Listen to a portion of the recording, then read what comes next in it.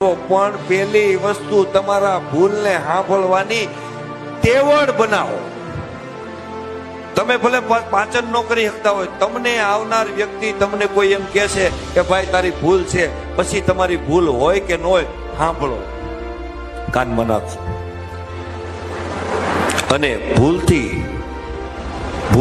પણ આવનારો વ્યક્તિ, ભૂલ જણાવનારો વ્યક્તિ છે એનું અપમાન ન કરતા. કારણ કે તમારી જિંદગીનું તમારે ધ્યાન રાખવાનું હોય છે, એના બદલે એના જિંદગીનો સમય ફાળવીને તમને કહેવા આવે છે કે તું આ વળાક વળી જા, નહીતર તારી જિંદગી બરબાદ થઈ જાય. એની આપણે વર્તન કેવું કરીશું?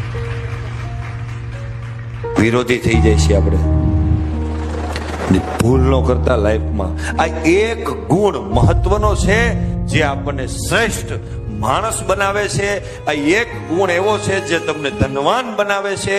આ એક ગુણ એવો છે જે તમને નામના અને પ્રતિષ્ઠાવાન વ્યક્તિ બનાવે છે. કોઈ ફિલોસોફી કરવાની જરૂર નથી, કોઈ રૂપિયા કમાવાની સ્ટ્રક્ચર બનાવવાની જરૂર નથી.